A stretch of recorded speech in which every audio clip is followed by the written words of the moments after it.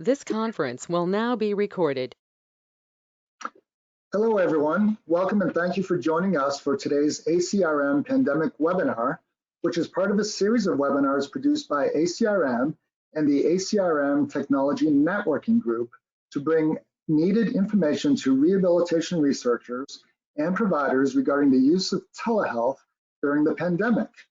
My name is John Morris, and I am past chair of the ACRM Technology Networking Group and the co-chair of the Pandemic Webinar Task Force. This webinar is produced in collaboration with ACRM's Geriatric Rehabilitation Networking Group, which will soon change its name to the Aging Research and Geriatric Rehabilitation Networking Group. Today's webinar will be presented by Dr. Peyman Azad, OT, PhD, and his title is the Alberta Rating Index for Apps, ARIA, Evaluating mHealth Apps for the Pandemic and Beyond.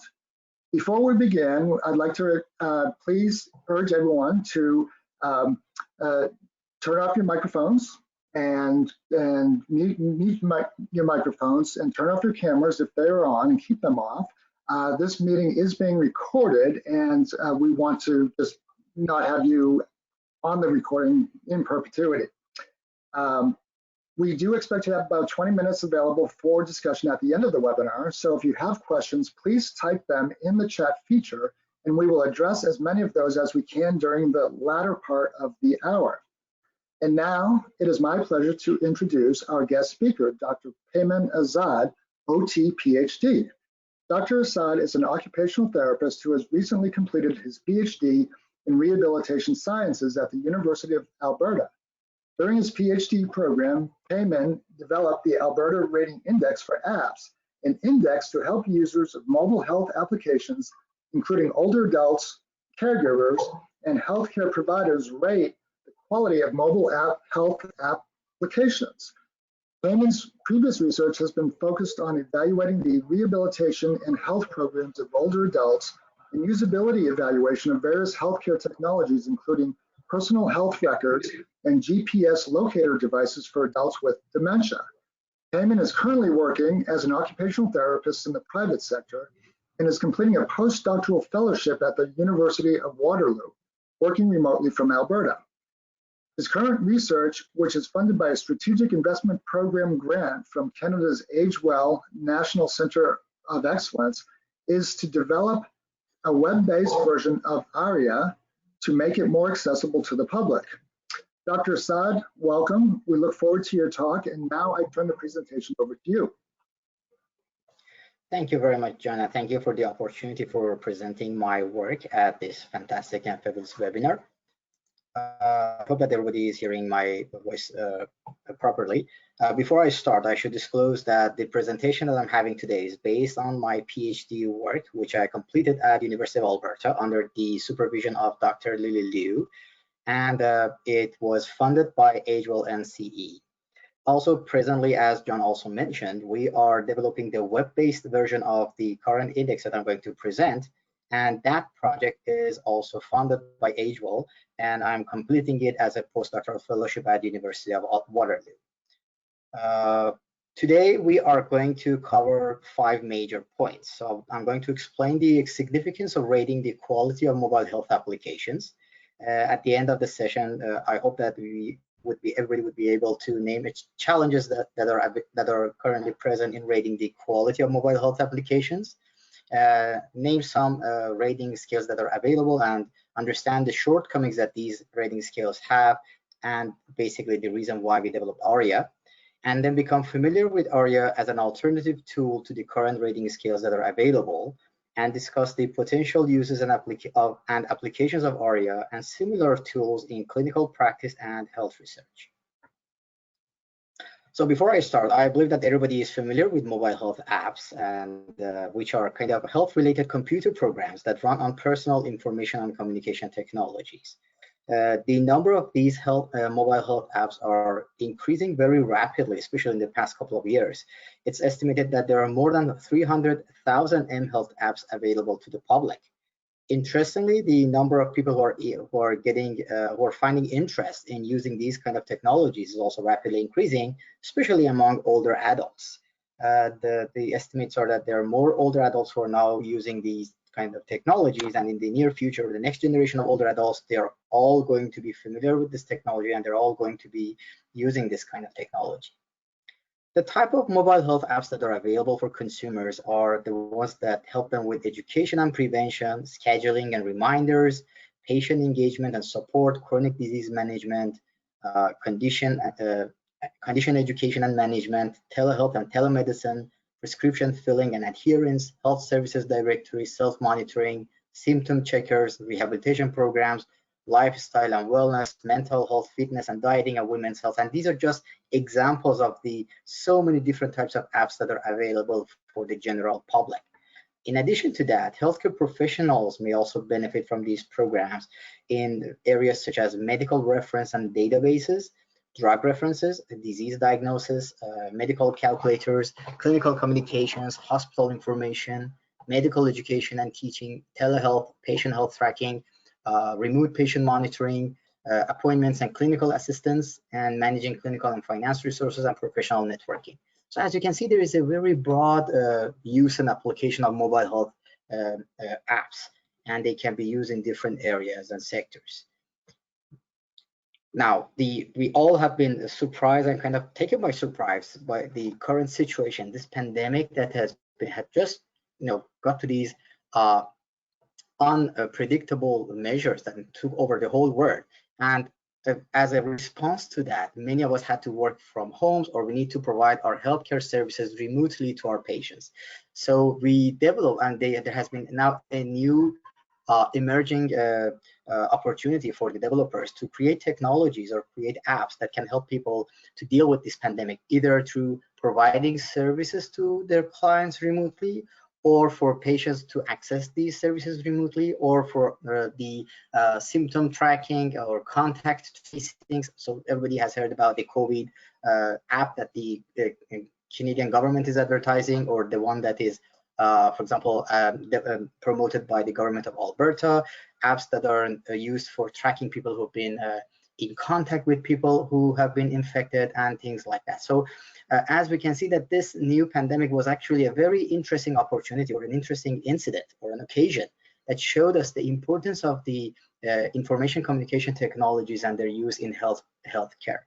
And actually, these when this thing happened, and when everybody was trying to provide their services remotely, I was thinking that, oh my God, we never thought of this, but how a tool like the one that we have developed can be actually used in helping people to determine, now that there's so many different tools out there, which ones are actually going to be really helpful, and which ones are going to be really effective, or actually a tool that is worth to download and or maybe even pay for and use.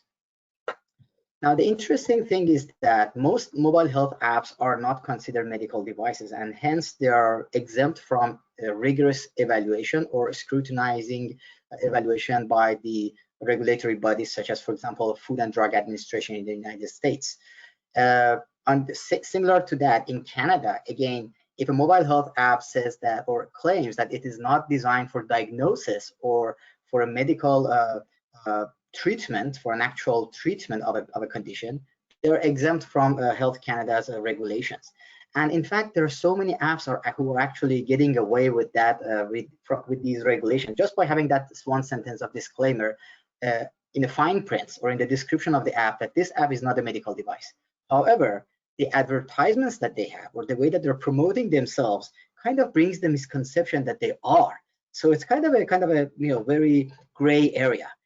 So the regulatory bodies will say, well, if you want to be called a medical device, then you have to be regulated. You have to be evaluated by us. However, as I said, developers try to stay away from that, and they actually are selling their apps very well by just having that disclaimer, and still knowing how to promote and advocate for their product, so that they can have consumers joining the bandwagon actually. Now, as a healthcare provider, as an occupational therapist, I have been faced with this question recurrently from my clients, that, okay, which app is good for ourselves or for our caregivers? For example, a person had approached to me and said that, well, my father is very keen on using his tablet, and recently he's been diagnosed with dementia. Are there any good apps that can help him to keep up his cognitive function?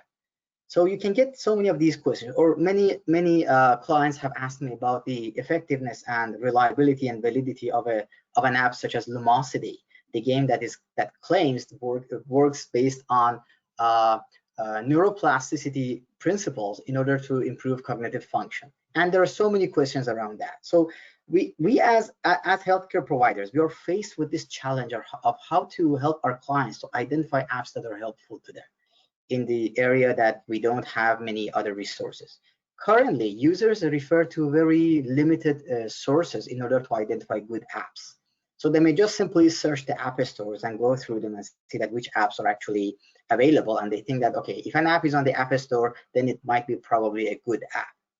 The answer is that actually not necessarily, because iTunes and Google care more about the technical aspects of an app rather than other things. So they really don't care if an app is medically viable or if it has any evidence to prove its effectiveness. As long as it's technically okay, it doesn't have any malwares in it, or if it doesn't infringe on proprietary aspects or it doesn't violate any intellectual properties, iTunes and Google Play are okay with selling it on their stores. So there are so many apps that are not actually helpful. They don't actually do anything to you. They're just at best they're just a game, honestly, not more than that. Some people may refer to the reviews and star ratings on Google or on the app stores themselves. Now, if an app has so many ratings, and there's always there's a debate at what do we mean by so many? How big enough is the sample size in order to say that, okay, we have enough ratings for an app? If an app has many ratings, then you might be able to make a good judgment on the quality or validity of those ratings. But if an app has just 10 or 15, how can you be sure that those 10 or 15 ratings are authentic from real users? There is rumor among the developer communities, and I'm just going to refer to it as rumors, but there's a rumor that you can easily buy these ratings. They're so cheap, they're so easy that you can buy 12 ratings for $5, something like that. So if that's the case, it's not very difficult to create those fake ratings. And I have no idea how they're going to safeguard their products on Google or on the iTunes app stores from these ratings. So those ratings are not that reliable. Also, research has shown that even for those apps which have high number of ratings, there is a very poor association between the consumer ratings and the actual medical viability or actual effectiveness, because most of the users are not experts, they're just users. So they have had a satisfactory experience with an app. It doesn't mean that that app is evidence-based, and that's not a reliable way to looking or to evaluating the quality of apps. Some may listen to their friends or their family members. Same thing happens. Our friends or family members are not experts in this area. They don't have the trainings or the knowledge to help us to make the best choice. Some may ask healthcare providers. I told you I've been faced with this question quite a lot, but even I have never had that training when I was being trained as an occupational therapist. At the time that I got my degree, there were no smartphones. So the technology kind of develops very quickly that we really need to act very fast as well. Now, recently, there has been a number of directories or app directories which have been developed by organizations or which are either governmental or privatized, which they do evaluations of the apps, and they publish the results online on the websites. For example, Alberta Health Services has developed a directory for mental health mobile apps. Or there is another website in Canada called practicalapps.ca, that's in Ontario, and they are actually a group of physicians who go through apps and evaluate apps, and they publish their results. Or in England, we have the the Library of Apps by NHS, which rates apps and publishes the results online. Now, the problem with this method is that although it's more reliable than the average users or general public doing your ratings, the problem is that, first of all, they will not cover all apps. How many apps do they think that they manage to review and put and publish the results? The second thing is that the life cycle of these apps are very short. Based on research, on average, every day one clinical app may just disappear from the app markets for so many different reasons. Maybe they didn't continue the support. Maybe they sell the company to somebody else, or maybe they just simply feel that it's not worth continuing doing that, so they just bring down their apps, or other reasons. So it takes a lot of effort and a lot of time and money in order to review an app by an expert. And then after 6 months, maybe, the results are not even viable because the app doesn't exist anymore. So that's not a very efficient way of providing information to the users. So an alternative way is actually to enable users to rate apps for themselves, and that has been actually around for a long time, I believe. Well, by a long time in this area, we mean maybe a couple of years actually.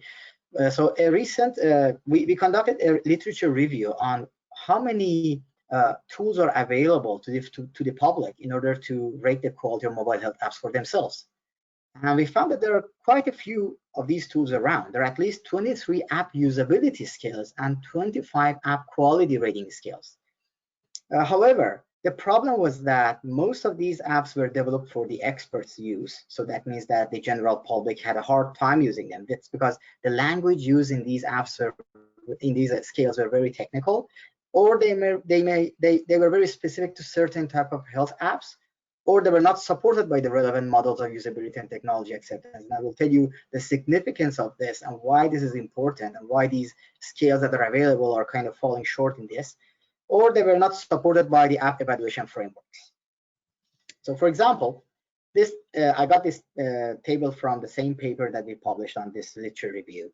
So this is about the usability assessment scale. So there are so many scales that are used for usability assessment. And as you can see here, I hope that my cursor is you can see my cursor, my mouse cursor here. So as you can see, there were so many of them that they didn't even have a name. So it's an assessment tool, but it doesn't have a name, and it's just a bunch of questions that are put together for one research purpose. So these will kind of go out of the question. We cannot recommend these to our consumers. The other ones are actually common between mobile apps and all other computer programs. So these are general usability questionnaires. They look at things such as perceived usefulness, ease of use, efficiency, effect, helpfulness, controllability, things like that. So these are around, but they only focus on usability. And they're not only for mobile apps, they're for all different type of technology, although they have been used in the studies for mobile health apps as well. Now, the problem with the usability is that, as I told you, the scope of usability assessment is very limited. But in healthcare, we look at other things as well. So for a health app to be viable, to be usable, to be acceptable, we are looking at if an app is protecting the user's privacy, if it's protecting the security of the data, if the content is evidence-based, or if the content is appropriate for the user, or is the content trustworthy. So all of these are kind of overlooked in usability. So if you only look at usability, you just cover one aspect of mobile health app quality, not the whole picture. So because of that, attempts have been made to create the quality rating scales as well. Here, I'm presenting you the list of the scales that are developed for quality, but there's a big but here. They are applicable to certain type of apps. So for example, this one, application, as they call it, they are good for pregnancy apps. So those are apps for the maternity, not other apps. So you cannot apply this scale to the mental health apps, for example, or to diabetes apps, for example. The other one is actually the quality assessment tool for evaluating medical apps. This is basically just for the apps that are developed for physicians. So they only are usable for physicians and nobody else. So a patient is not recommended to use this scale to rate mobile apps. And as you can see, it only looks at three criteria: reliability, usability, privacy. And it leaves it to the judgment of the physician to make a judgment whether it's a good app or not. And as you can see, they were not even able to report any psychometrics for this particular scale. And same as that, Enlight fitness app scoring instrument, nutrition app quality evaluation, and the med app queue. These are the scales that are available, but they're only usable for certain type of apps, not for all. So they may not be applied for the general public. On the other hand, we identified a group of apps, a group of scales that are claimed to be applicable to apps in general. Again, we found a bunch which didn't even have a name. They were just simple questionnaires. They had been used in simple, just one single research study to test one single app, and that's it. And no follow-ups on that. Also, many of the other ones which were available, they didn't have any information on their psychometrics, so we didn't know the reliability and validity of these scales. There were very few of them which had been rigorously tested in multiple studies. Again, they were designed basically for the healthcare experts or informatic research experts. There was just one mobile application rating scale, which was designed for the users. And by users, we mean young users. They designed it for the teenagers or young adults. They didn't even include older adults for this particular one. So UMARS is a quite famous one. It has been used widely in many research. However, we found that UMARS has, number one, limited scope for the criteria that it covers. And number two, it was quite cumbersome to use. In order to use UMARS, you need to go through each, you need to answer to the questions under each of these criteria, and then take the average of your ratings for each of these criteria, and then take the average of these averages in order to get your final score. That's quite a cumbersome calculations for a person who's not really good at math. So that can be quite difficult to be used by the general public, older adults, people with mild dementia or mild cognitive impairments. All of those added to the fact that, well, probably UMARS might not be the best tool available, and there is a still gap there that should be filled out. Adding to that, it only looks at these criteria, and we believed that these criteria are not adequate enough to cover all the aspects of mobile health apps and in terms of quality. So from the beautiful Alberta, we are presenting to you now Alberta Rating Index for apps, ARIA. And we conducted this study in 3 phases. In phase 1, we identified the quality criteria that are important for mobile health applications, and then we generated an item pool to make this a scale, or our assessment tool. In phase 2, we validated the content of our assessment tool, and we developed the pilot draft. In phase 3, we first tested the pilot, made the revisions, and finally we tested the reliability and validity of our assessment tool. So this took quite a while for me to complete. This project took me about 6 years and a half in total. So I'm trying to summarize 6 years and a half work in this webinar. I hope that I was successful in that.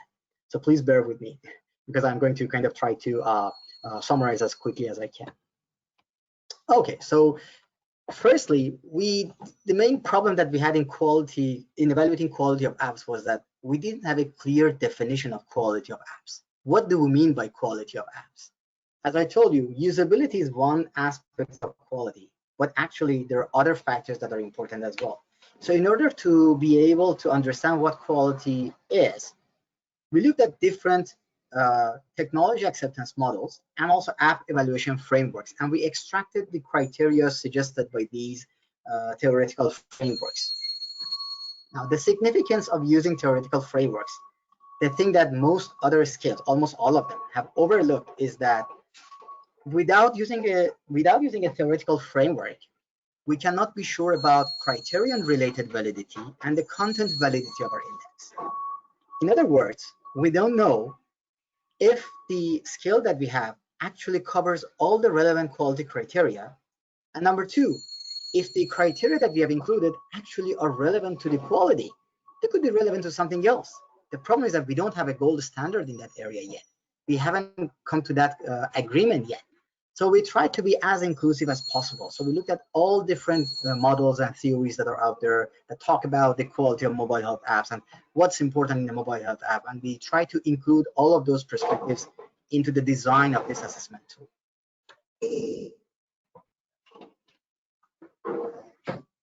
Apparently they were trying to take the garbage right now in our neighborhood, so I had to close the window. Sorry for that. Okay, so after we identified the overall quality criteria, we try to validate them by now engaging the stakeholders in this area. So we conducted several focus groups, engaging mental health professionals, app developers, persons living with a mental health condition, and older adults. And at first, we started this project focusing on mental health apps. So that's why, as you can see, the stakeholders who were involved were actually from mental health care sector. And at the end of these focus groups, they suggested these criteria on the right side as the ones which are actually relevant and important from all those different models of usability and frameworks of app evaluation. So things such as purpose, privacy, security, trustworthiness, ease of use, affordability, functionality, appropriateness to the target users, and usefulness and user satisfaction. So they said, well, you know what? We care about these factors. The other ones that are suggested, they are not relevant to us. So we are not caring about those. So we took these and then we said, okay, now let's make our tool. However, I need to digress for a second. We had to make a choice. Are we going to make a scale or an index? And you will be surprised how important this was. All other tools which are made so far were scales. In a scale, the assumption is that we are measuring a hypothetical construct, which is a real thing, but we cannot observe directly. What we do is that we observe the manifestations that this hypothetical construct has in the real world. According to the classical test theory, there are numerous or almost infinite number of these manifestations that they're correlated to one another. And if we can have a bunch of them, then we can indirectly measure the hypothetical construct. An example is the Hamilton Anxiety Rating Scale. We know that there is something called anxiety. It's a condition that exists, but we cannot directly see anxiety. What we can see is the effects of anxiety in a person, which are anxious mood, fear, insomnia, and so many other symptoms. By measuring these symptoms, we indirectly measure anxiety. However, there is also another case, which we have a construct. Again, directly we don't see it, but in fact, it doesn't actually exist. Hence, it does not create any manifestations in the real world. In fact, it is defined by the criteria or by the factors that we think about or we have defined. A good example in occupational therapy is the independence in activities of daily living. Independence in activities of daily living is something that we have defined. We say that, okay, mobility, feeding, dressing, and so many other things, they will lead into the independence of activity of daily living. Interestingly, as you can see, these are not intercorrelated as the previous case. So a person might be quite independent in mobility, but may not necessarily be independent in feeding. That's because they are not caused by the same construct. They actually define the same construct together, all together. Now, the significant in the section of mobile health app quality, it seems that mobile health app is actually not a hypothetical construct, but a composite construct. It is defined by different criteria. It doesn't define the criteria itself. In other words, it's not a real thing. It's something that we define it, and it's a composite thing that we define it by these different quality criteria. And as a result, we need to use an index to measure quality of mobile health apps, not an index. The significance of this notion is that if we were going to use a scale, it wasn't important that how many of these criteria we had here. If we had a random number of them, as long as they were not overlapping, it was okay. We could have a good estimate of the quality if we had maybe a bunch of these criteria. But when we have a case of an index, we have to make sure that we cover all the criteria that are necessary. Otherwise, we will underestimate the quality of mobile health app. And that's actually the issue that we found in most of the scales that are out there. Most of them are underestimating the quality of mobile health apps because they do not include the necessary criteria for rating the quality, and that's where they're falling short. Okay, after this long talk about scales and indexes, getting back to the presentation. So what we did was we generated an item pool for the quality criteria that we had identified. We conducted a literature review and we extracted 771 items from different assessment tools and different questionnaires that has been used for evaluation of the mobile health apps. And we mapped these criteria to define to the quality criteria that we had identified. We mapped these items to the quality criteria that we had identified. Then we removed the redundant items and merged the similar ones. And at the end, we had 74 items in hand. In the next step, we conducted a content validation study by running these 74 items by actually getting those reviewed by a group of stakeholders across Canada. They went through these items and selected the ones that were valid. That reduced the number of total items to 54. Then we had a group of focus groups that they went through our items, and the objective was to bring it down to a number which was relevant and was feasible. So the objective was to make it feasible, but keep it valid. So it has to cover all the quality criteria that we have identified so that it will not underestimate the quality, but it should be also feasible so that we can give it to a general to the general public, so that, such as an older adult. We cannot give a scale of 54 items to an older adult and ask them to review apps with that. So that exercise resulted in the pilot version of the scale, which had 18 items, and then we tested this with 9 different participants, and that resulted into our final version, which is this one. So this is actually the scale that we have now in hand. We created 2 versions of our scale, a care provider version and a user version, and I will explain the differences in this. I'll start with the care provider version. So this scale is designed to be used by healthcare providers or somebody who provides care for someone else. The idea is that these individuals are rating apps for somebody else and not for themselves. So if you look at these items, they're worded in a way that they look at the app from a third person's perspective. So for example, it says the description of the app's purpose fits the user's goals. Now the scale has 2 parts. Part A should be used before downloading the app. So it looks at the, it does a pre-screening before downloading the app. And the items are rated from 0 to 4. The idea is that the higher the score, the better.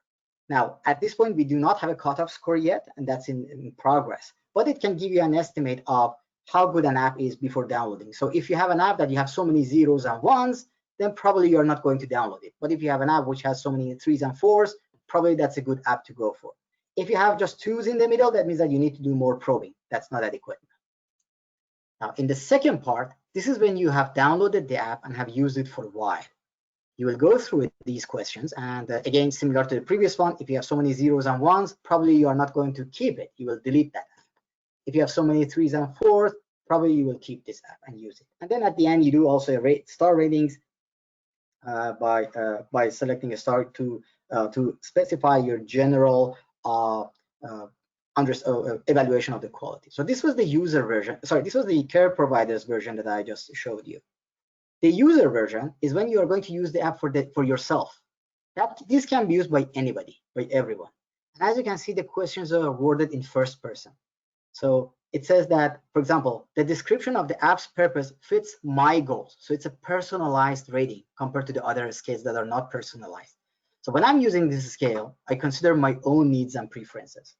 Similar to the care providers version, if there are so many 0s and 1s, probably I will not download it. If there are many 3s and 4s, I will probably download it.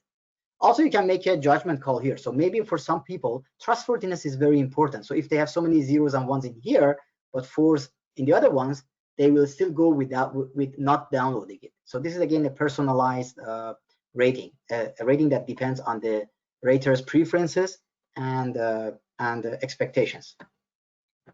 In part 2, after using the app for a while, then you can comment on the usability of it. And then at the end, you can have your overall rating using the stars.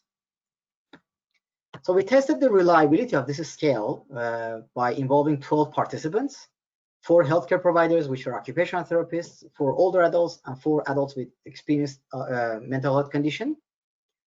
1 participant in adult group and 1 participant in the mental health conditions group actually dropped out. They couldn't complete the study. So at the end, we had 3 in each group. Before they drop out, 50% of each group were Apple users and 50% were Android users. We've provided 11 mental health mobile apps to these participants and asked them to rate them twice, once with ARIA and once with UMARS, the user's version of mobile application rating scale. To the healthcare providers, we gave them also a profile of a mock patient, and we asked them to rate the quality of the apps, considering the needs and expectations of this mock patient. So that's actually how they completed the ratings. For older adults and adults with mental health conditions, we asked them to rate the apps considering their own needs and their own preferences. So we conducted a single facet generalizability study to explore the observed variance in the scores, the total scores of ARIA. And we found, and we calculated the G coefficient as a measure of reliability. Similar to the intra-class correlation coefficient, the higher this coefficient, the better. It ranges from 0 to 1. Closer it is to 1, it's a better reliability. As you can see, it was the highest reliability coefficient was in the healthcare providers group. The highest percentage of variance explained was attributed to the app's differences itself, and there was very small, almost zero percentage of the variance explained to the raters. For the persons with lived experience of mental health condition, it was still quite high, 0.87, with 66% of variance attributed to the apps, 6% to the differences between raters, and 28% to the error factors. However, in older adults, we had the lowest reliability coefficient, the lowest compared to their ones, the lowest variance explained by attributed to the apps, high variability attributed to the raters, and again, almost comparable to the persons with lived experience of mental health condition variability attributed to the errors.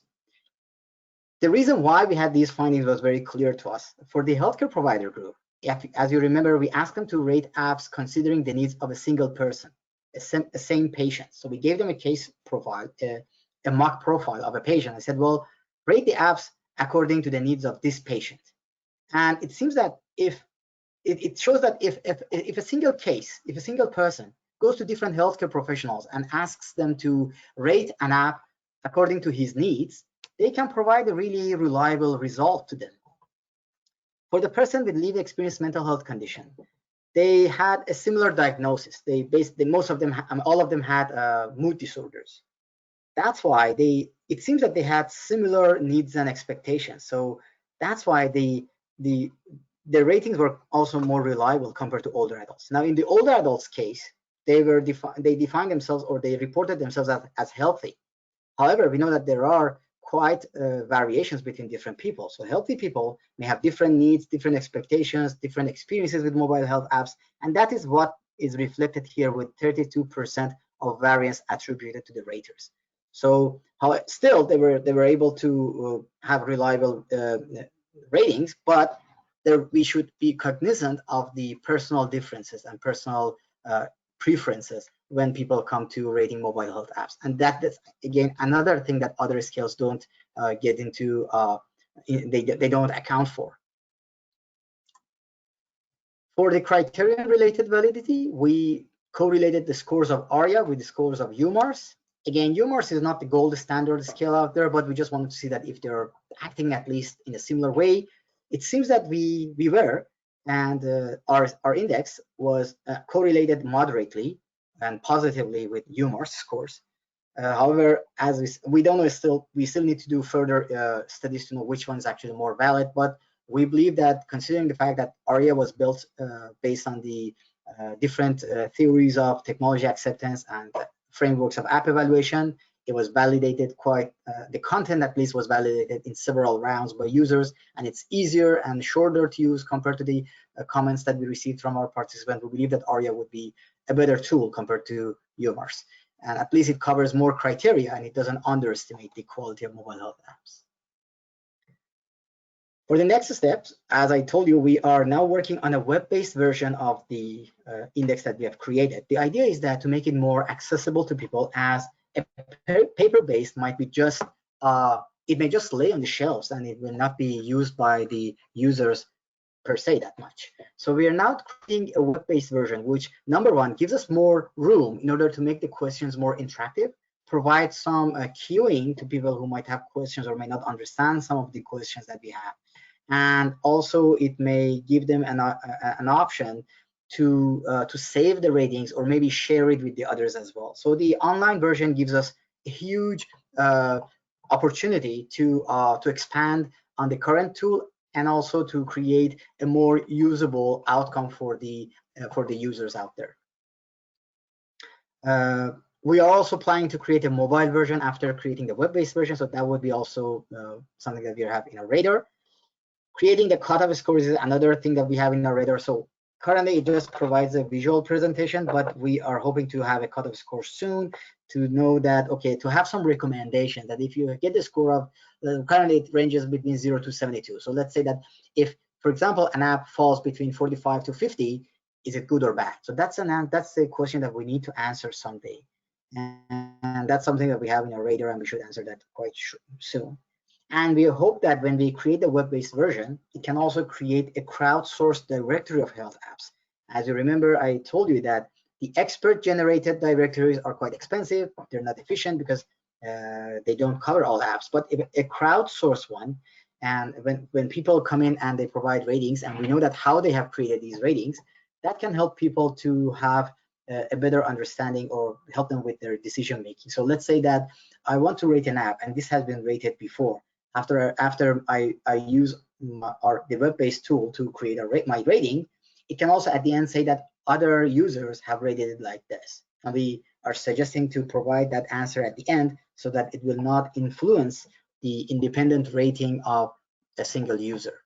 So that could be also something that can help us in the long term. So I believe that I have covered all that I had so far. And now we have some time for discussions. So I try to keep it short so that we'll have that 20 minutes for discussion. So if there are any questions, I will be happy to answer them right now. Excellent. Thanks so much, Peyman. We really appreciate your presentation. Very thorough and very informative and very timely in this particular era of the pandemic. I see we don't have any questions at the moment, so fortunately, I have a few in my back pocket. And the first one is about regulation. So you mentioned that in the US and in Canada, there is very light regulation of mobile health apps. And that where there are sort of kind of stipulations, they're easily evaded by developers. And I kind of really just asking your opinion about where do you think regulation of mobile health apps should be? Are we really where we should be? Do we need more regulation? I'm thinking of piece in the Washington Post yesterday about the COVID-19 symptom trackers and contact tracing apps that have basically failed. They have not been adopted, and there's some concerns about privacy, et cetera. So anyway, I'll stop there. What are your thoughts about regulation and where we should be?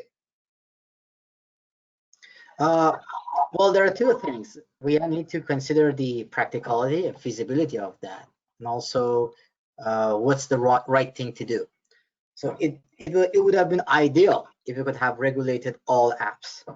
But it seems that there is also, we don't want to prevent innovations, because we know that there is that valley of the gap between innovations in order from getting from the lab to the consumers. That's quite huge already. So they don't want to create more fuss or more trouble for the consumers or for the developers, so that they want to have those innovations going on as quickly as possible. But I believe that there should be a balance in between. So it shouldn't be as difficult or as tough as the regulations that they have, for example, for the medications or for the instruments. But there should be at least some basic requirements, or at least a very, because those are also don't exist right now. And I know that that will cost money and that will cost huge resources. But there should be something that at least kind of, does a very mild, let me say, a mild or at least very screening kind of like a process. So a tool like ARIA can actually help that process. I believe that Health on the Net Foundation has a code of conduct or a code for the information on the internet. So in Europe, they have tried to have that. On the other hand, Mental Health Commission of Canada is trying to get their own guidelines and criteria, which we have actually used these guidelines and criteria in creating this tool. So I believe that it's good to have something at least in place. I'm not sure to what extent it can be, and I'm not sure even it is feasible to do that, because we are dealing with huge corporates such as Apples and Googles, and so as you can see, they're getting even bigger than the government. So and we're talking about the online environments, not the physical environment. It easily, I mean, if you make it more restricted, they can easily take their servers somewhere else. So there's always, it's a very difficult subject to address. So that's why actually a tool like ARIA that is enabling users to make a decision for themselves is helpful. That's why it becomes more helpful. Because I don't know, I agree that it's good to have those regulations in place, but I'm not sure if it is possible, if we can ever do that. Yeah, it's a real conundrum, I think, because the app market moves so quickly. And as you mentioned, that apps come and go, and the shelf life of an app is relatively short. So it can be very difficult to regulate those apps. Let's move on to ask about and ask kind of general comments about the discoverability problem of mobile apps in general, and of course, mHealth apps. There's millions of apps and hundreds of thousands of mHealth apps, and as you pointed out, they're varying quality, and in fact, much of your discussion focused on discoverability in one way or another. And I was wondering if you could elaborate on some of your comments about, towards the end, about kind of crowdsourcing opinions from users while also getting this sort of other expert, input into apps. What are your thoughts about sort of using then, or could you elaborate on using the ARIA tool with kind of an apps directory or some sort of curation site?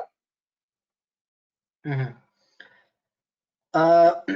idea is that let's say that when we get our website up and running, people may come or may not. We hope that they come. they may come and use our website and create the ratings. So it would be such a waste if this rating goes to the waste, if it just goes away without being noticed. And since the ratings are done not just based randomly, just by my intuition or my feeling of it, but based on a guided process using the assessment tool called ARIA, I believe that it's more worthy rather than the regular or just general star rating that is provided by a random user on the app store itself directly. So if users complete a rating for their own use, so let's say I have an app, I want to see if it's good or not, and I go to the website, to ARIA website, use the questionnaires over there, and at the end I get a rating.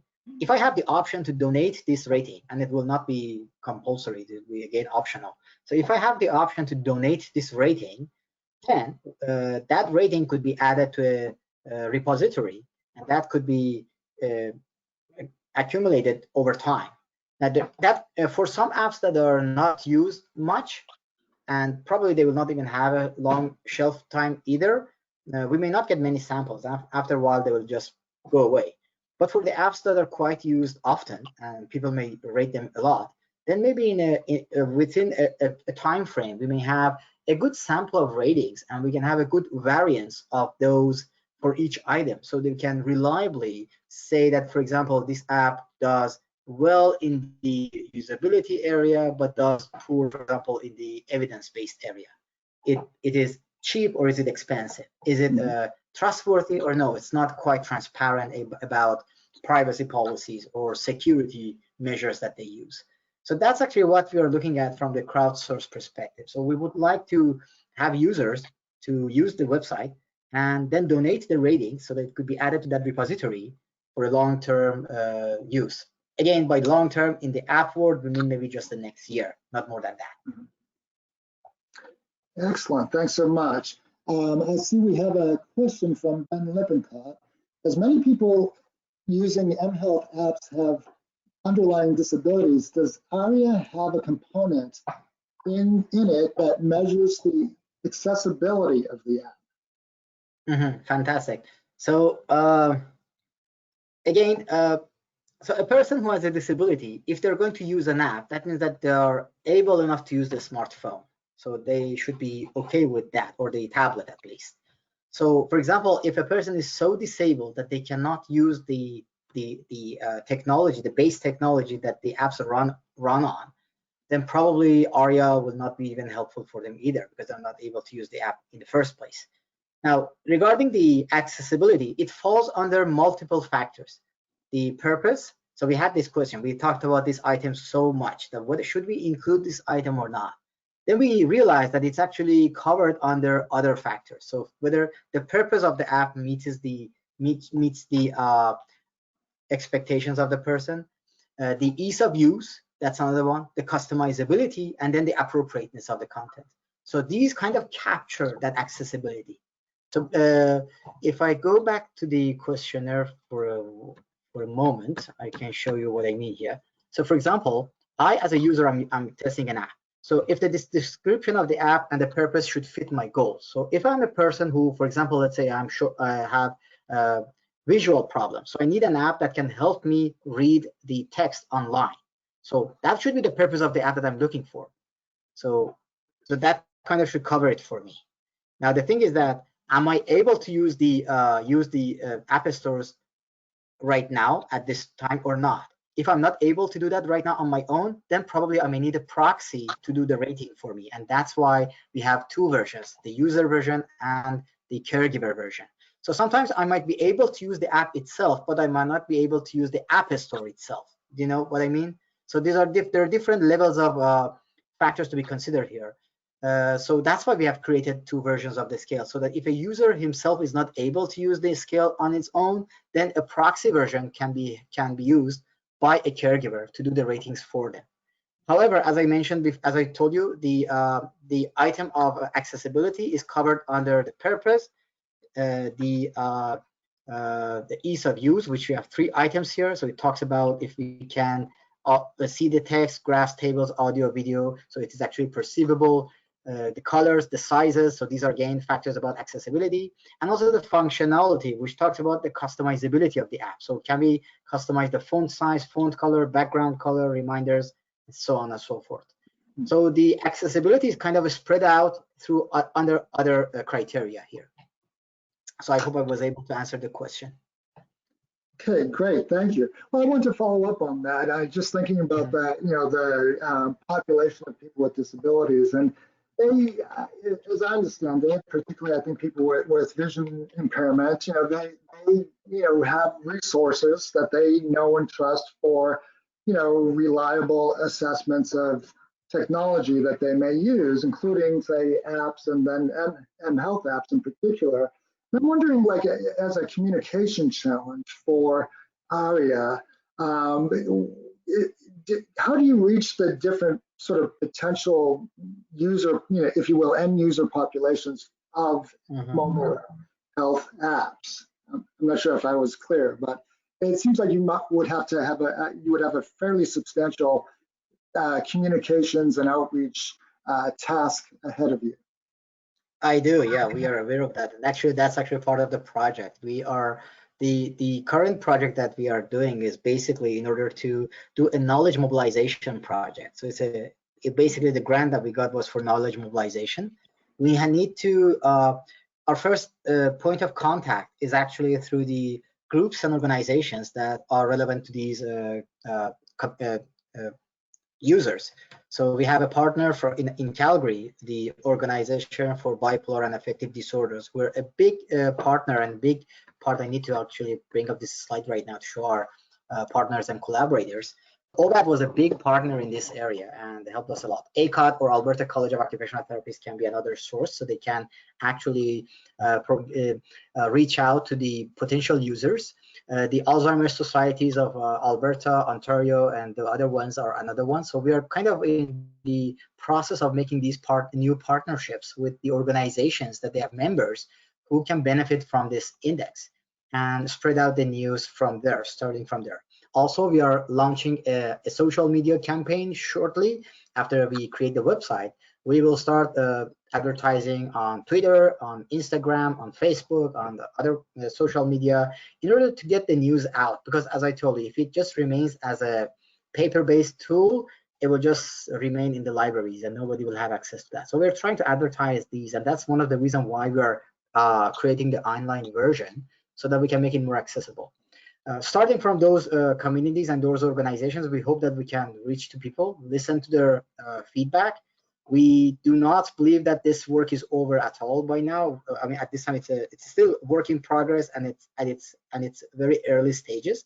So that's why we are open to the feedback and to the comments from users and those who can benefit from this.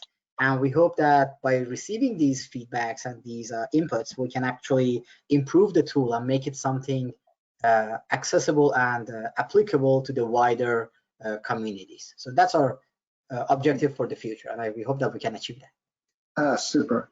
Well, so then thinking about other, if you will, stakeholders, what about the developer community? Do you see developers using ARIA as a tool to make better apps than they otherwise might, and then I guess how do you reach them as well? That's also a good question. We had developers involved in the early stages of developing ARIA, and that was when we were thinking about the quality criteria to be included. As I told you, developers were more keen on things or factors related to usability because that's the area that they're more familiar with and they're more concerned about. Now, in terms of using it, so what will happen, and I believe that the developers are quite good in that area, because they look out in the market and they will see that how their consumers are behaving. If the news gets out and if consumers start to develop the habit of looking for certain quality criteria, then the developers will also start to include those criteria in their assessment tools. Also, developers can use ARIA in their usability phases. So if they have developed an app, they can easily recruit a number of stakeholders or actual end users and ask them to use ARIA to test that app and see that what's their perspective on that. So that's actually, this is how ARIA can help developers in making better apps.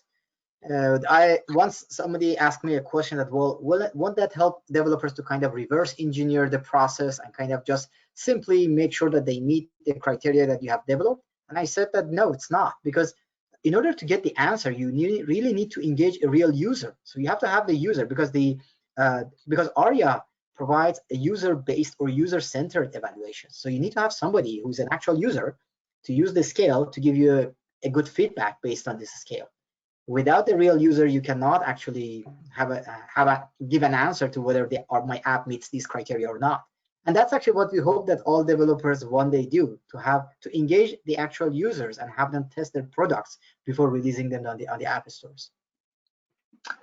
Great, excellent, thank you. So effectively, there's no workaround, much like developers evading regulation by saying that their apps are not, health related or diagnosis, related.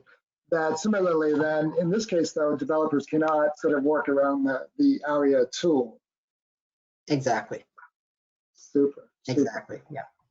Well, so we have 3 minutes left, and I have 2 more burning questions. And one is about the focus on mental health in your presentation, Peyman. Can ARIA be applied to other populations and other diagnoses? Is a general sort of use, if you will? Mm-hmm. So if you remember, I said that we started with the focus on mental health apps, but when the final product was ready, and that was because of the feedback that we received from multiple stakeholders who were involved in different phases, the final tool, if you notice, it doesn't have any items that are directly related to mental health. There are health apps in general. So the tool is general, but since we haven't tested it on general apps, I don't claim that yet.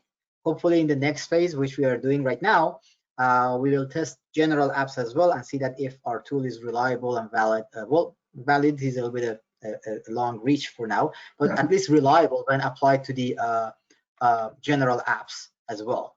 But on the face, at least, the items don't have anything particularly related to or directly related to mental health apps that makes it restricted to mental health apps. So I believe that it should be applicable, at least on the face, it should be applicable to all apps.